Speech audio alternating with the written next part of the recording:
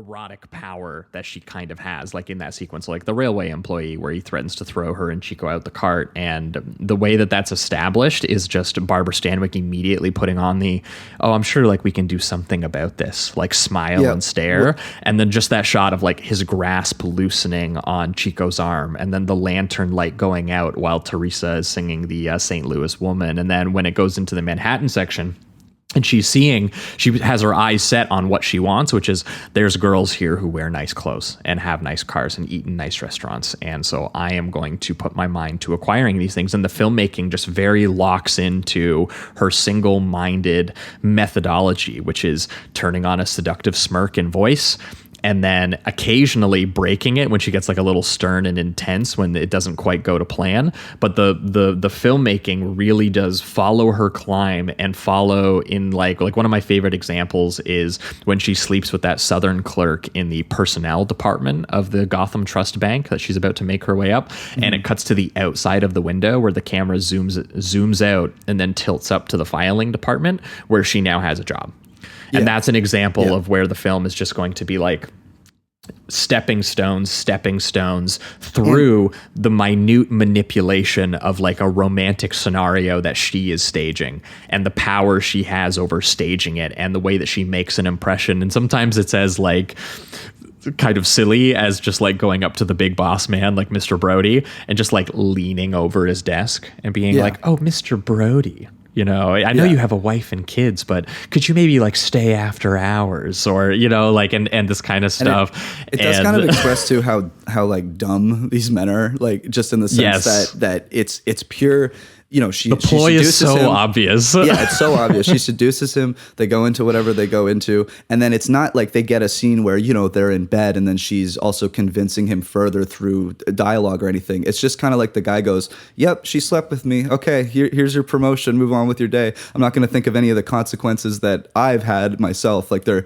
very one-minded and just can't see past like their own ego. It seems like, yeah, this woman is obviously hitting on me. Of course, I'm me. You know, that kind of thing. It feels very much like that. She even gets a very boyishly young John Wayne in here as Jimmy McCoy Jr., who was the one who dubs her babyface. But he's only like on the one office level. He's not a boss man. So she immediately, I love how she just like blows him off. She's like, I got his tickets to this. He's like, nope, I see someone higher up than you who I can get. And one of my favorite examples is when she convinces Mr. Brody to have sex with her in the bathroom after work. And it immediately they get caught by this young executive, Mr. Stevens, played by Donald Cook, who, you know, she just seduced Brody, and he exits the bathroom, and he's just like, you know, like that is, I'm a good man, and I think that what you just did was absolutely disgusting. And there's that amazing shot of her framed inside the bathroom and him like staring in at her while she's like doing her makeup in like the mirror reflection. And not caring. And he basically goes, yeah, she's like, we have no need for a girl of your sort here. Like he sees what it is that she did right away, but she's so good at flipping the switch to being like, why, Mr. Stevens, it wasn't my fault. He followed me in there. Yeah. What could I do? He's my boss and I have to earn a living. And I'm so ashamed, you know, it's the first time if this has ever happened to me. And, you know, she turns on sort of like the sympathy tears and he immediately falls for it. And not only that, then breaks up his own engagement over her essentially. And all of the other women like in his office are like, well, this guy has ideals and morals, and you know that routine that she plays isn't going to work on this guy. And instantly it just absolutely does, through a great moment where she brings him back to her apartment. And she's like, oh, I can't drink that stuff. You know, you're a real man. You know, you drink that. And she's like, okay, maybe one quick sip. And then she just fucking chugs the whole thing like a sailor. And it so impresses him that he just gets instantly turned on. He's like, this is the most perfect woman who's ever existed. She's even learned to say isn't instead of ain't. So she has class now when she answers the phone. That's right. Classy gal.